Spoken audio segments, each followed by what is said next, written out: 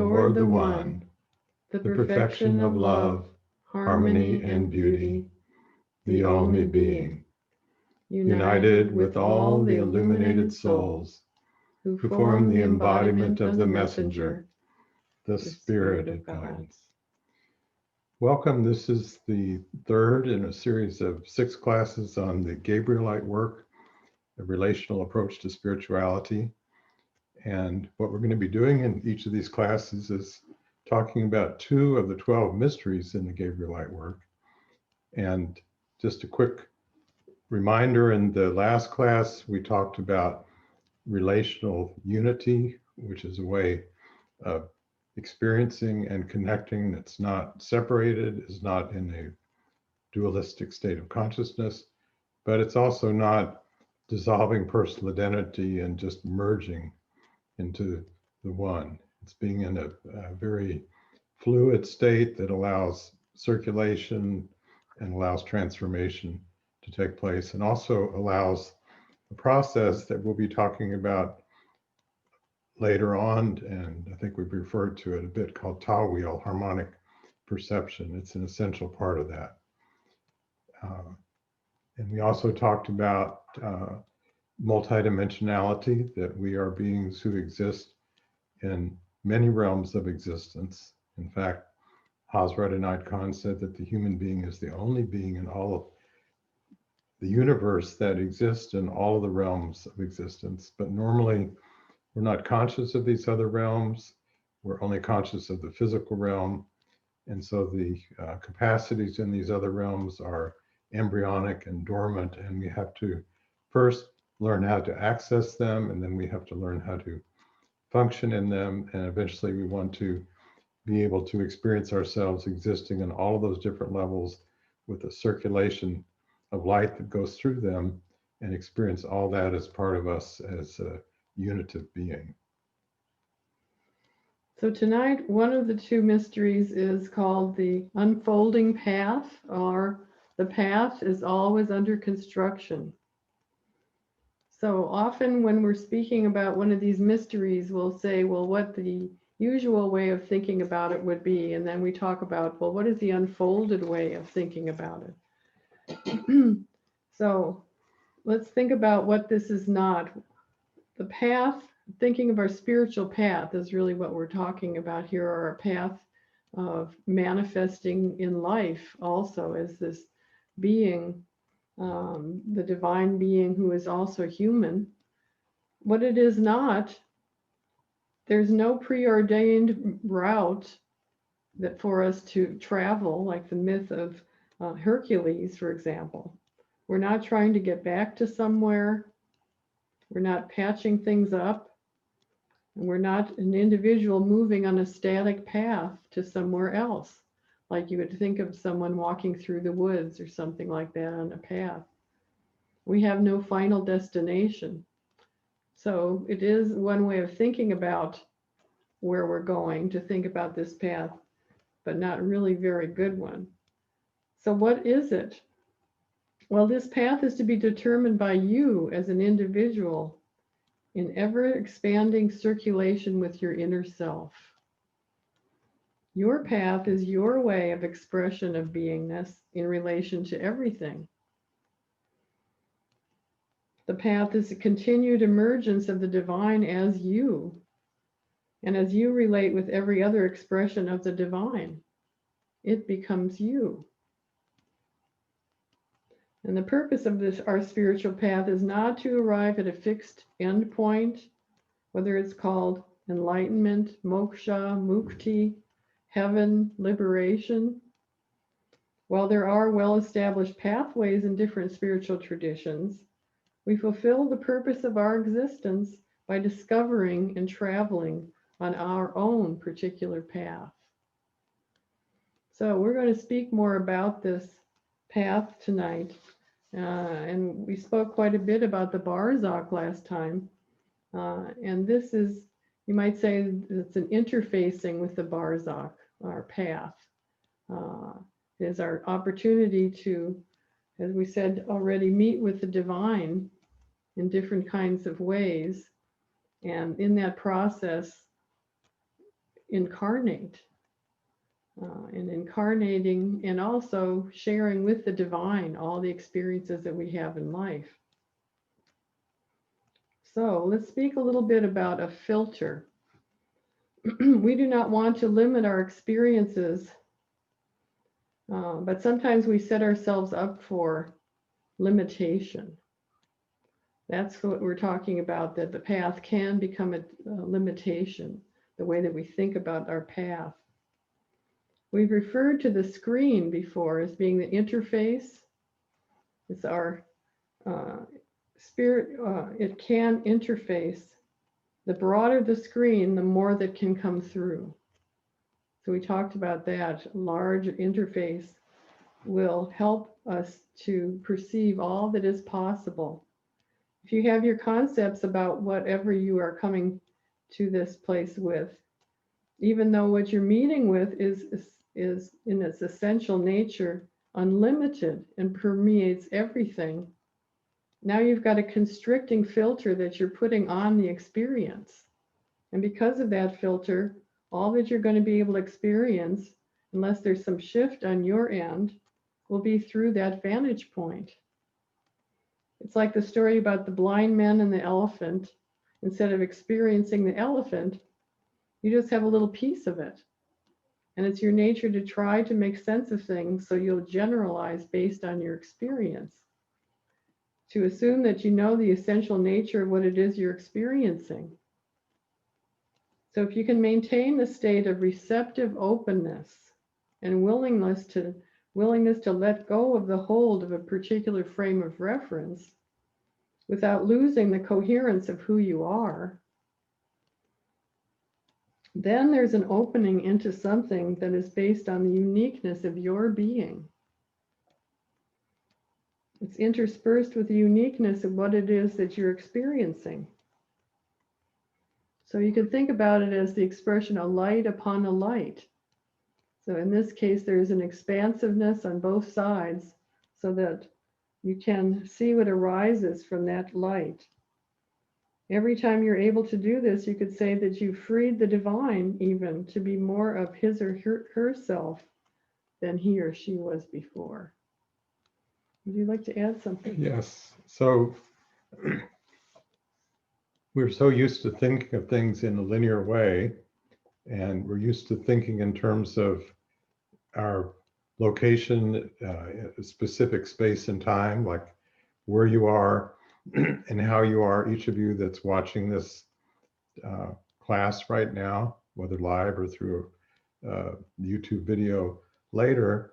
And we're used to thinking that here we are like a piece on a chessboard that just kind of goes through a progression that moves from square to square, moves from day to day, moves from month to month, year to year, and so on, and progresses along our path. Well, this whole series on the Gabrielite work is about a relational approach to spirituality. So the Gabrielite work is all about unfolding the relationship between us and the divine aspect of our being. And so who journeys on this path? In a sense, each of us is a unique path of God. We were created because the divine wanted to be able to experience him herself in a way that could only take place through a connection with manifestation. And each of us is a unique expression in manifestation. And each of us is that unique way that the divine experiences what unfolds. And what unfolds is either, as Ravani Ra was talking about, very much limited by the filters that we put on, not intentionally, but it's the collective state of consciousness of most people, that all there is in this world is what we perceive with the senses, our thoughts about and concepts about the world, our emotions in response to it, our personality structures that we develop, and so on. And so if we're caught up in that, then it's very difficult to perceive the nonlinear process of change that takes place on our spiritual journey. And we're going to be talking some here, and I think Ravani Ra is going to talk some about Fana and Baka, which we've talked about in previous classes, it's not a linear process. There are quantum leaps and changes throughout our path, and there's a period of ongoing organization to a higher state. And if we hold on to the previous way of functioning because it's what we're used to, and it's ironic that it's human nature to do this, even when things are just totally falling apart, we tend to hold on to what's familiar just because it's familiar, instead of realizing that something is trying to emerge in us, and we have to be willing to go to that in-between stage for that to take place. Well, now that you brought it up, I think it's a good time to talk about Fana and Baka. And I told him, we could just as easily have called this part of it the alchemical process, because what we were coming to an understanding of how to use both of these processes. So let's say Fana, meaning, let's see, dissolution is one way of thinking about it. Sometimes annihilation was the old-fashioned way of thinking about it. But what we're doing through Fana is breaking through the usual way of seeing. Just like we were talking earlier about this path, if we have a limited vantage point, we need to release that vantage point in some way. And so that is called Fana, is breaking that. And often it's done through spiritual practices, and it's done through developing the relationship with the divine. We come up with the best ways that we know to accomplish the Fana experience.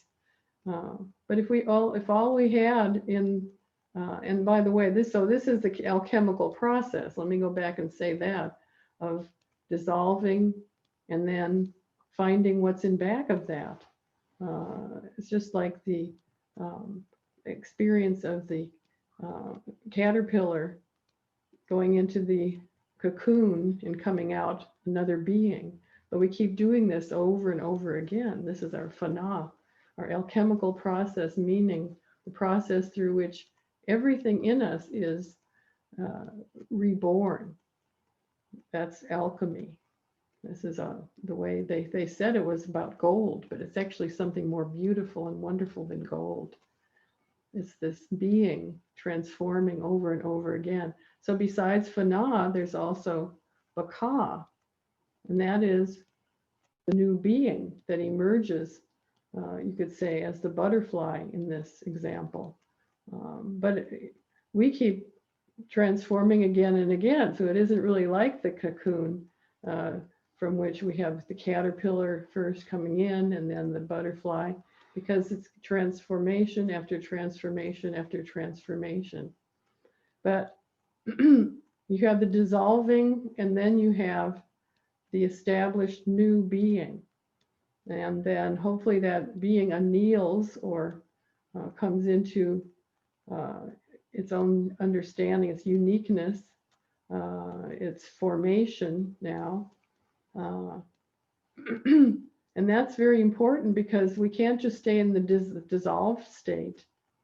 This might be a kind of orientation that some of us have gone through in other spiritual paths. I know that in the yoga that I was experiencing, we seem to always be dissolving and trying to get rid of that, in that, like Azarbash was saying earlier, when we talk about relational unity, the other way of seeing that is just wanting to dissolve it and not have anything left except for the divine. And that's not in keeping with the way that we understand in this Sufi way of things, that we want this creation and we want all the difficulties even that we go through, because we are producing something beautiful and different and surprising to the divine that has never been before. So the process, the alchemical process, is very much like this path that we're talking about here, that has to have kind of an effacing or dissolving, but at the same time something coming through. And we were talking about that is formed by the cohesiveness of our own being, that becomes a new kind of a lens, you might say, to bring out the new creation. You want to add anything at this point? Yeah. So in many traditions, if someone comes to a spiritual path, there's pretty much a fixed body of practices and information that's transmitted, and people go through stages of mastering those practices and so on, which is all fine. But what attracted me to our particular Sufi order was that it was so customized that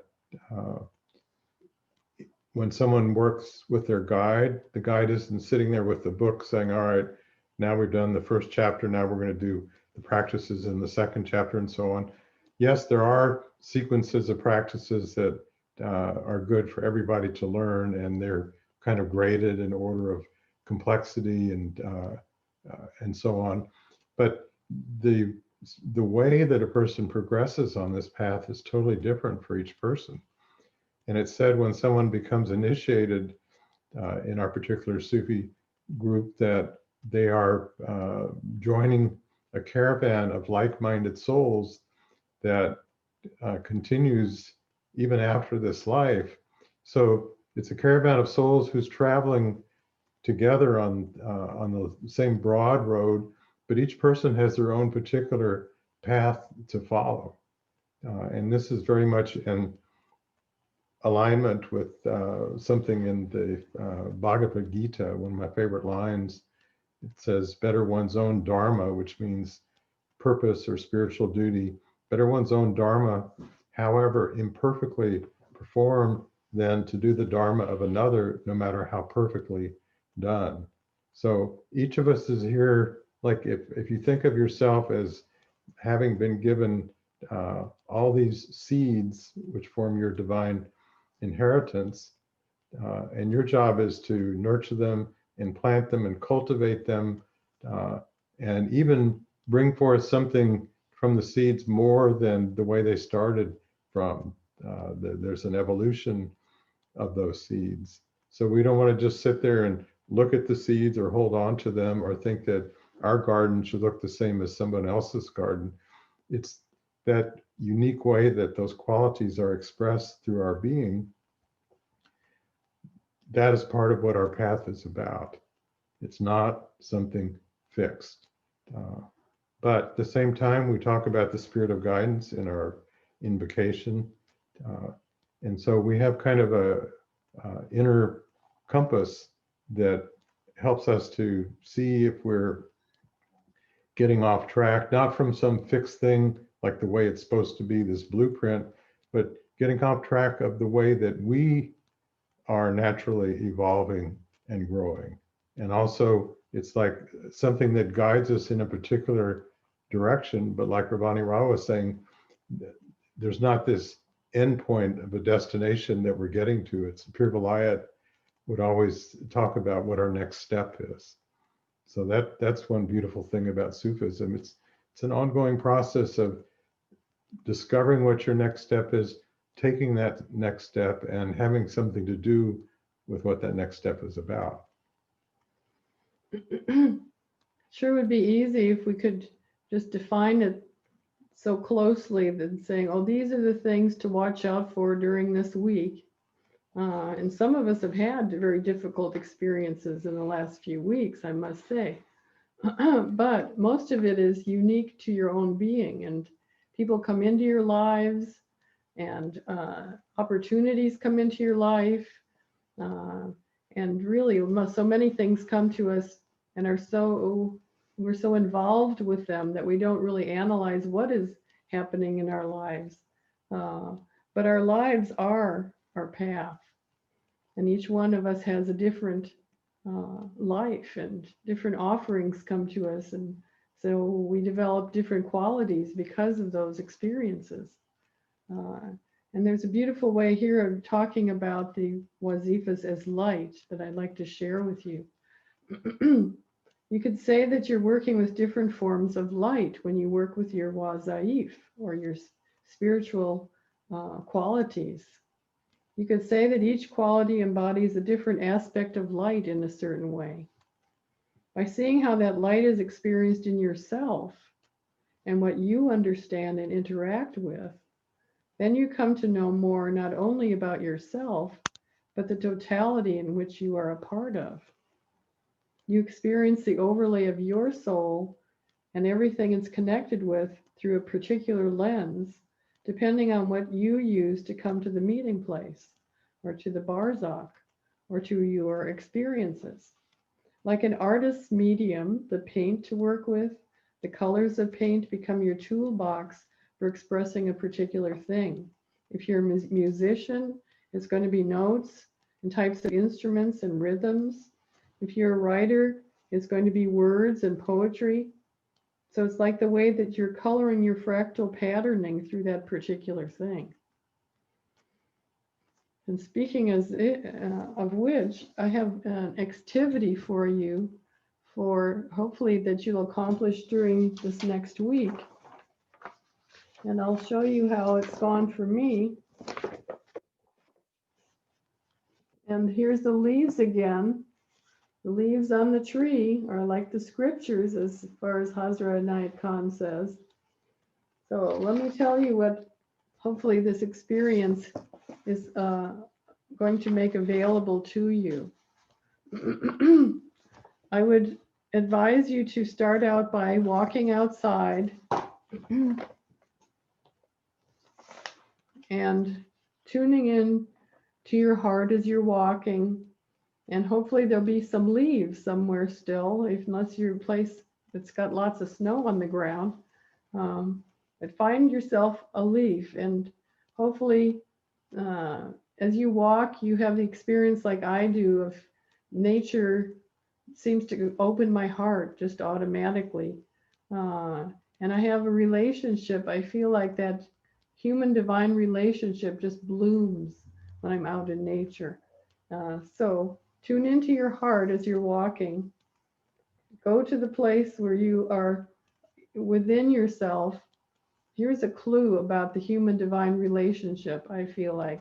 If you go to that place within you where you are loving this manifest being, so you're perceiving Ravani Ra, I'm perceiving Ravani Ra and feeling that love for Ravani Ra. So what am I doing? I'm feeling what the divine is feeling for me. So that to me is the best way to step into the process. So I'm feeling loved now. I'm coming from a place of feeling loved, feeling whole because of that relationship of the divine. I'm allowing that divine light to shine upon me. And then I know when I'm beaming the light back that I'm also bringing something to the divine. So we have our relationship going, all right? And as I'm walking, I found a leaf. And this particular leaf that I've decided that I've have experienced this beauty in. So I take this home with me. And actually the one that I chose is actually part of this piece of art here.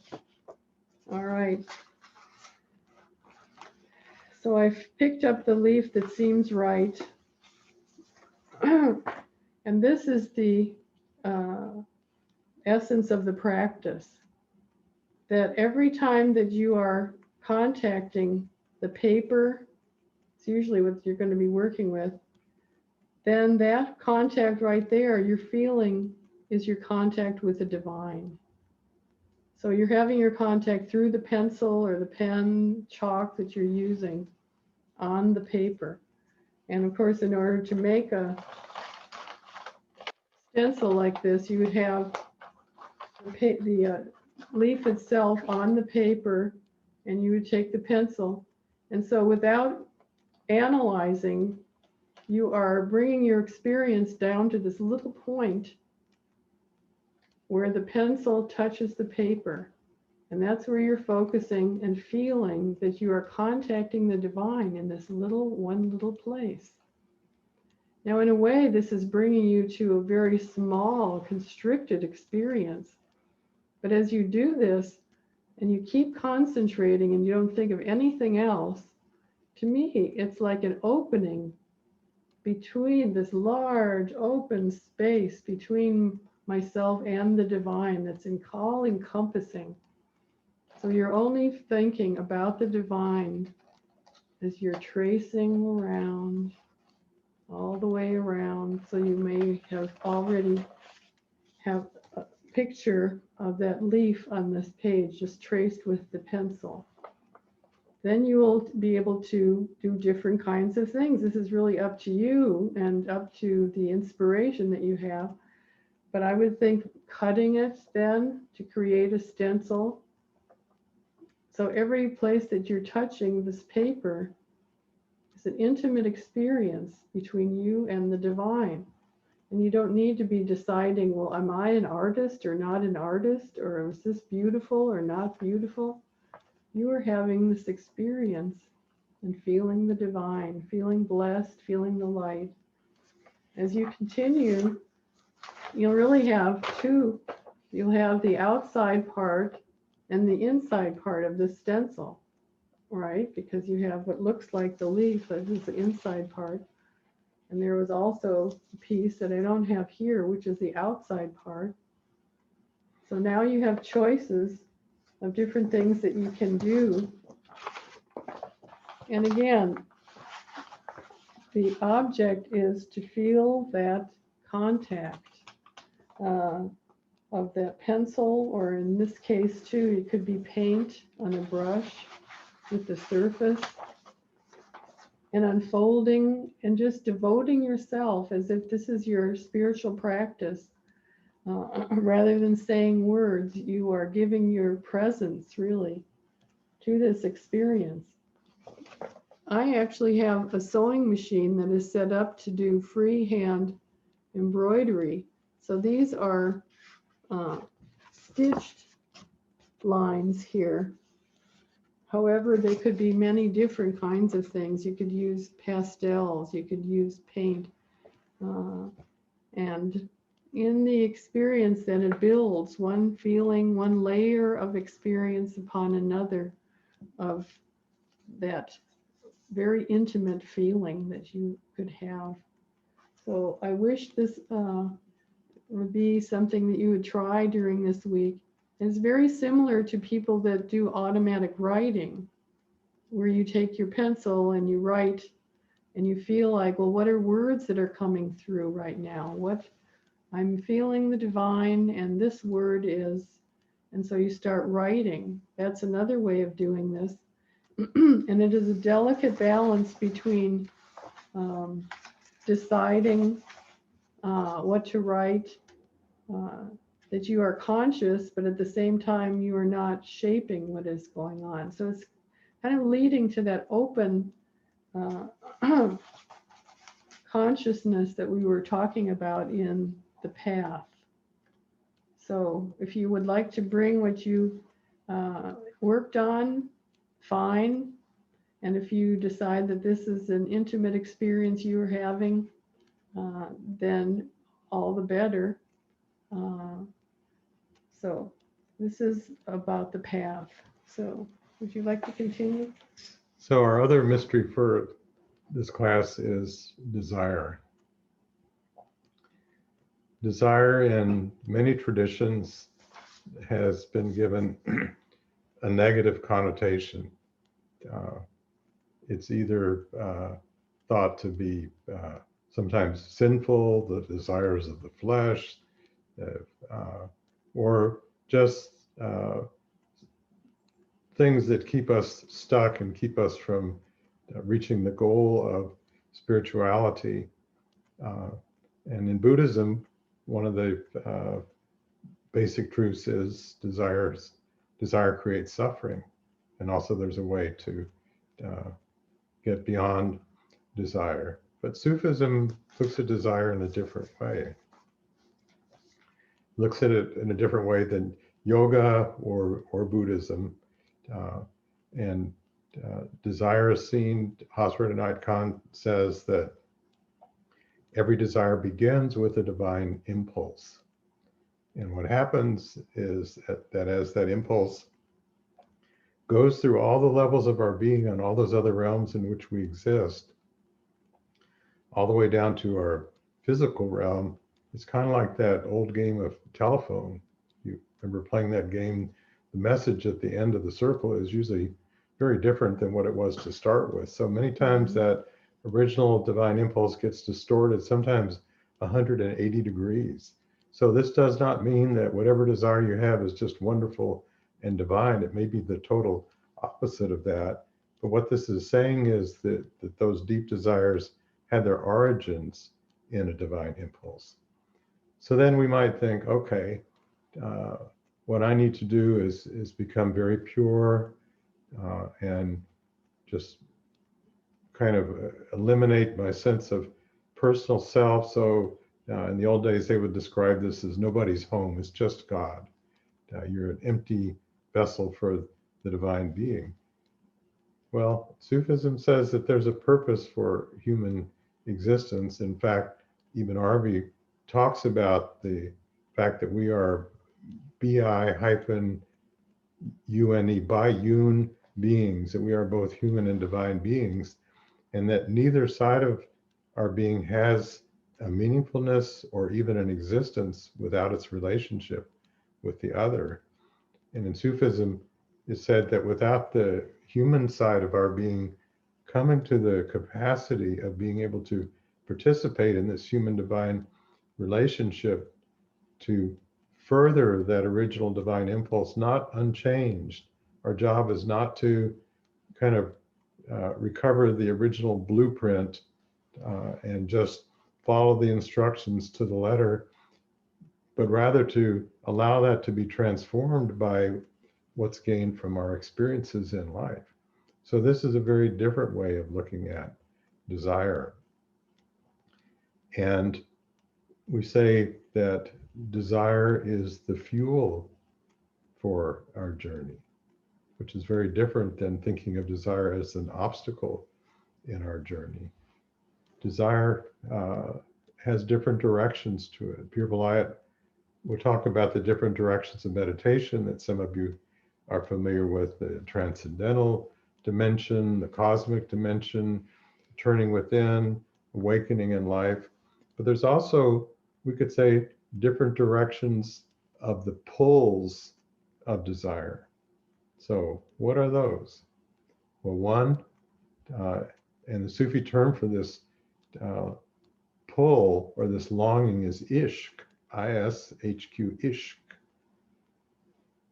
And it also means nostalgia. But usually the way it's thought of is it's our longing for the divine, which we certainly have. I mean, that's a primary motivation in spirituality, to come so close to the divine. And that's what takes place in what we've described as the barzakh, or the meeting place. And it's not to what even Arbi would refer to as the corporate God. And he's not talking about a Fortune 500 corporation. He's talking about the kind of generic notion of God in the different religious traditions, as opposed to what he called our Rab, R-A-B-B, or personal Lord, sometimes personal angel. It's our very much personalized way of experiencing the divine, which also is unique for each of us. And it changes over time, the nature of that relationship. So sometimes the relationship we experience the divine as the beloved, sometimes as the father or the mother, or sometimes as the child, sometimes as the guide, and so on, sometimes as the most compassionate one. But it's, so there's the pull that we feel to go to the divine. There's another pull, though, and that's the pull that the divine has for us. And we don't usually think about this, especially for people that don't have very good self-esteem. They may feel like, well, spirituality sounds great, but I'm not a very good person. I'm not worthwhile. How could I become an awakened being? And how could the divine think that I'm worth much of anything. So one wonderful thing that Pir Vilayat said, he said that it's bad manners to criticize the divine artist who created you. So because you're criticizing the divine's work of art, which is you. And it's realizing that even when we get caught up in those feelings and thoughts, which are very common and it's human nature, we realize this is not the fullness of who I am. If there are things I need to work on changing in my life that really need attention, then that's just as much a part of my spiritual path as sitting with my eyes closed and repeating a practice. But for each of us to really be able to believe in our depths that we are beings endowed with a divine inheritance and a divine purpose that no one else can fulfill. So we can feel that desire the divine has for us. At the same time, we feel our desire for the divine. And I would suggest that we as Sufis, who are, we are embodied, we know the value of being in body and having an experience in manifestation, that we could become sommeliers of desire. So just like the analogies in the literature of talking about the wines, sipping the different wines of creation and deciding what is the best. We begin in our existence here on Earth so flattened out and experiencing things such a linear way, thinking that we are over here and that is over there, and we're all separate from those things that we desire. Sometimes we think about them in the past or in space. I'm missing grandchildren that are in California. I'm missing beings that I knew a while ago that maybe have died. We have this concept of death. It is our perspective that really distorts our desires into and makes it a kind of battle that we have to try to get those things that are far away from us. And as we progress and begin to, just as Azurbash was beginning to speak there, and I was really starting to feel this resonance within me. Desires are very different as we go along the spiritual path. I mean, we still have these kinds of pulls that I was just talking about, but now some of our desires are just magnificent desires. I can mention some of our feelings last night, some of us listening to the inauguration of our new president, and the joy that was in the air and the feeling of unity that he is highlighting. And that, I mean, talk about a desire for unity. That is an incredibly wonderful desire. So we can begin to taste the desires and decide, so which of the desires do I really want to go for? Or which desires, some of these things hurt our livers when we do drink too much of that kind of wine. So you say, well, no, maybe I don't want that kind of wine anymore. But my favorite wine is this feeling of love towards each other. Or here I'm talking about this contact with a piece of paper. This is a great desire of mine. To reach the divine through nature, to reach the divine through or giving. This is another wonderful evolved desire, to be able to give, to be able to actually shine the light of our being. So these are all different kinds of desires, but some are a finer wine than others. Mm-hmm. So speaking of wine, what Hazrat Inayat Khan said is that the Sufis say the world is like a tavern and everyone is intoxicated with their wine, but usually people don't even realize they're intoxicated. And the aim of the Sufi is to be able to partake of all of the wines while maintaining sobriety. So not forgetting who we are. So back to the different pulls I was referring to.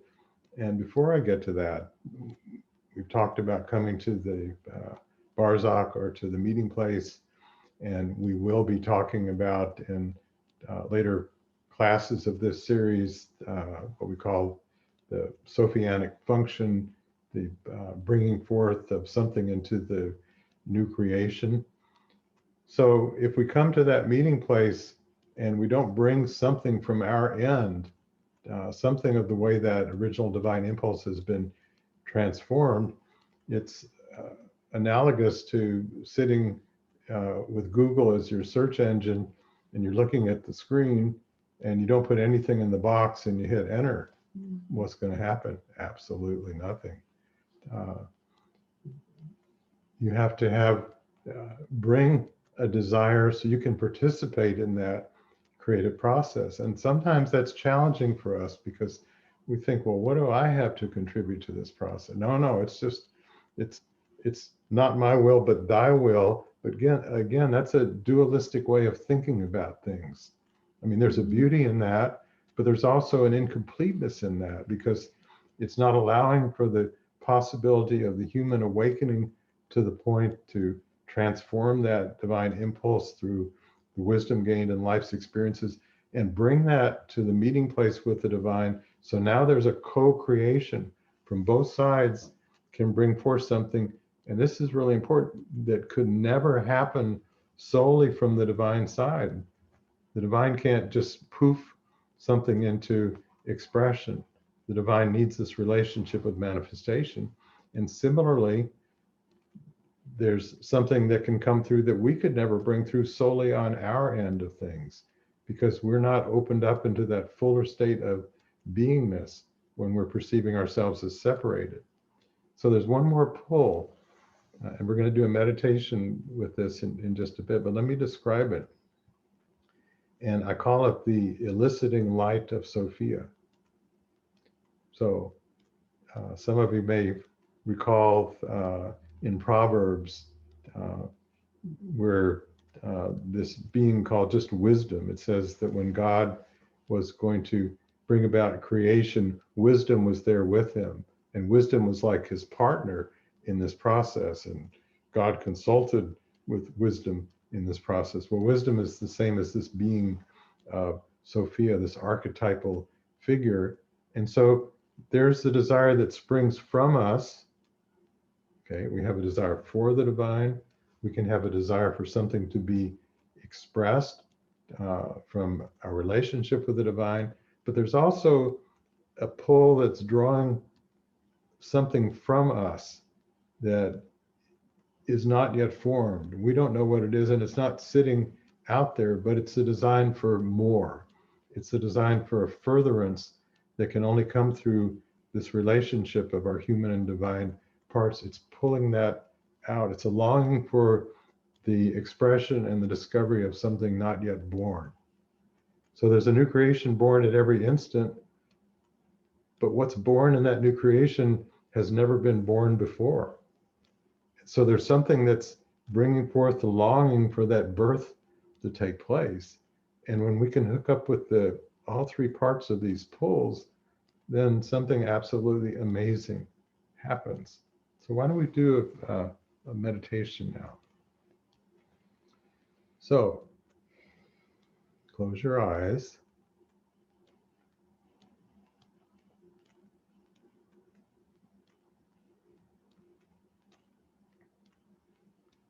And allow yourself to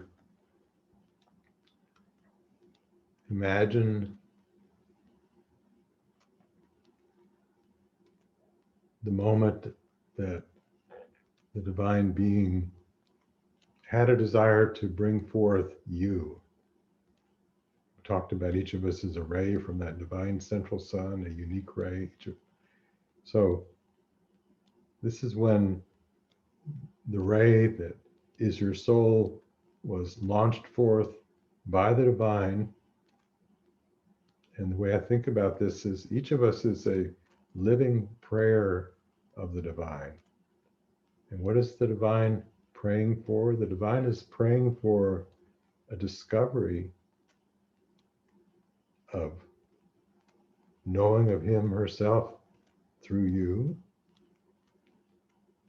The divine is longing for an experience of what can be brought forth in your way of relating to any and all the other expressions of divinity in existence, and not even just in the physical world, but in all the realms of existence.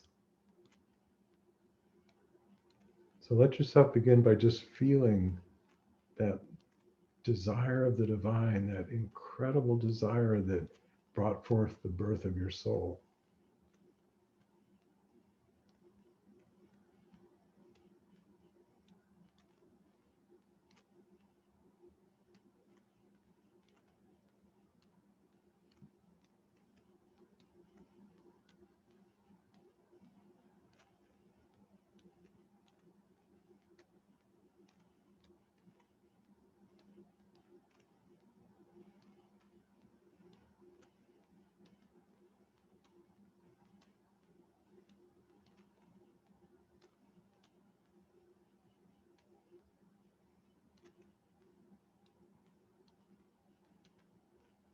And feel that your soul is a path of God.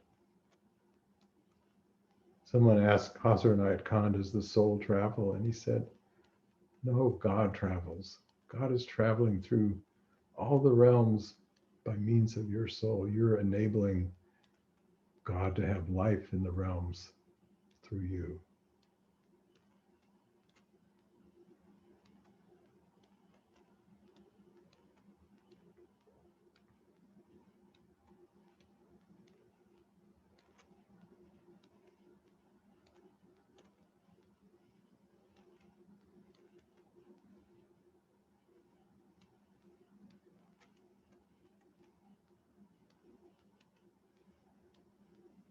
And feel your soul descending through the different realms, the realm of pure spirit,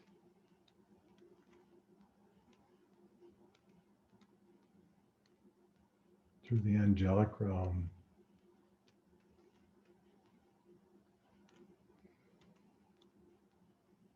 of the most beautiful, all-pervading light.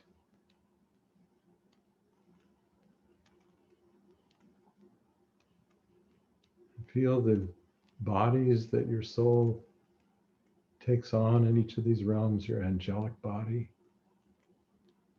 which we continue to have and exist in, even in physical reality.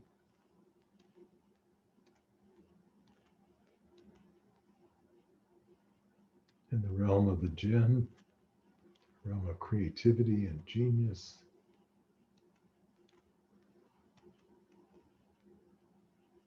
And your vehicle, your body for experiencing that realm. Each time enabling the divine to have a way of experiencing and knowing that can only come through you.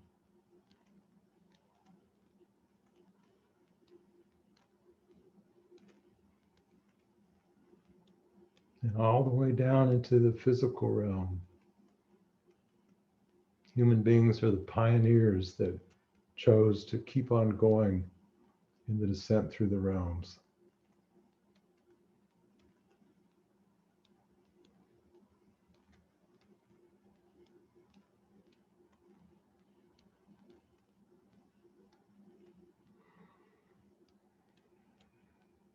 And feel that each breath that you take moves through all of these realms that you continue to exist on, even as your consciousness may be focused on the physical for now.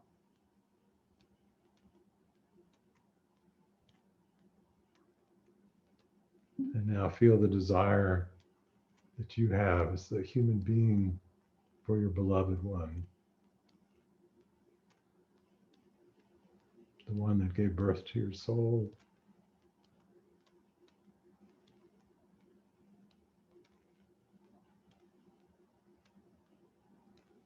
the one that awaits the fulfillment of the prayer that brought your existence about.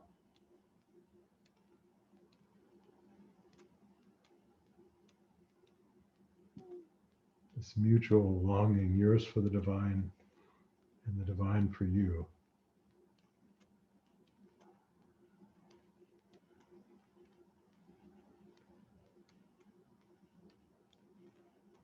And not dissolving into the divine. Some of the Sufis say that separation is a higher state than unity, because only in separation is there the possibility of the relationship of love, lover, and beloved.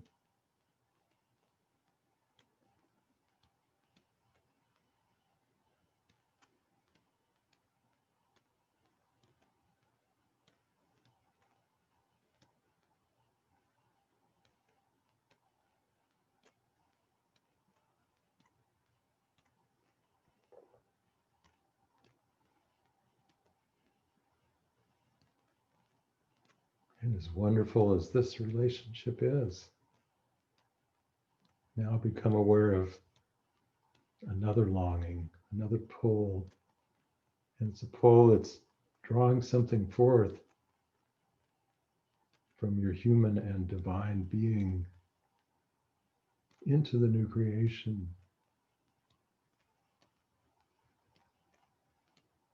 A longing for a new emergence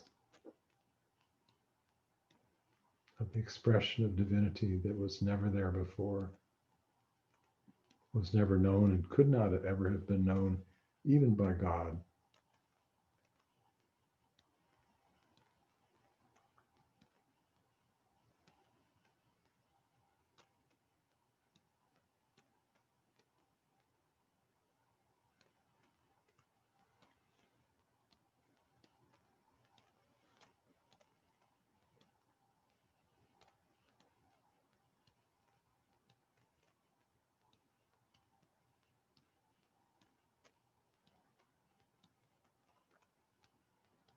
And now feel your desire to be able to experience the divine in all the different names and forms in existence.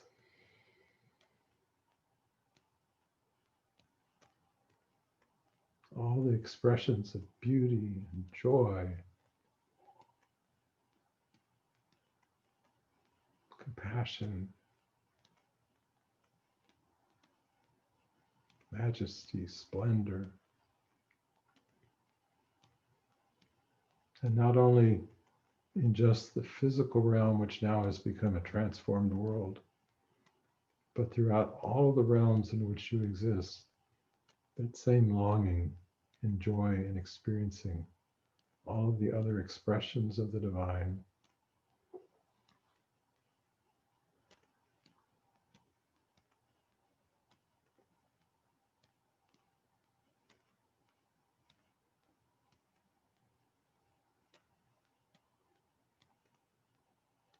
And feel the longing that every other being and every other name and form of the divine has to experience the way the divine can only come through you. Feel yourself seen and loved by every manifestation of the divine in existence.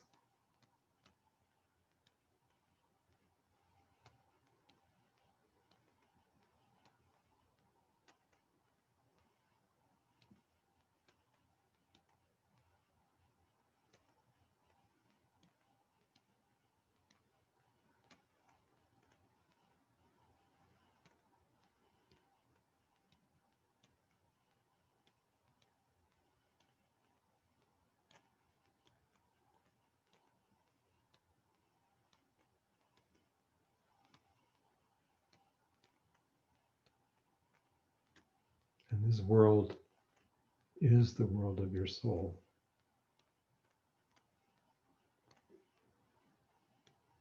This state of being is the natural and true state of who you are.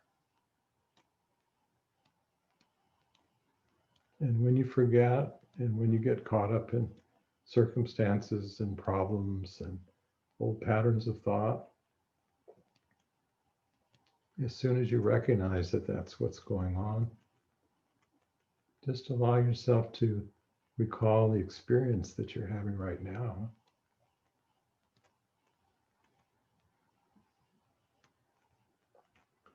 And remember that what you're experiencing now is much more real than the limitations you think you're trapped in.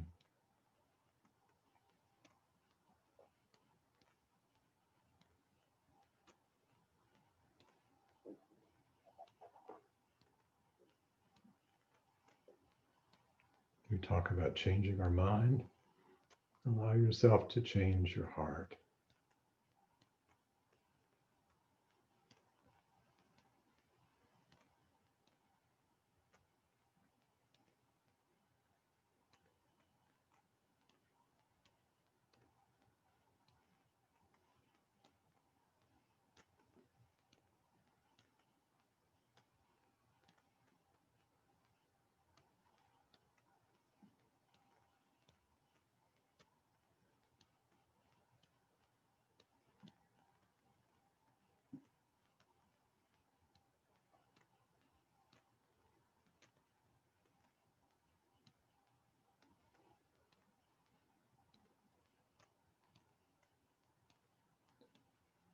And may the blessings of God rest upon you. May God's peace abide with you. May God's presence illuminate your heart now and forevermore. Amen. Amen.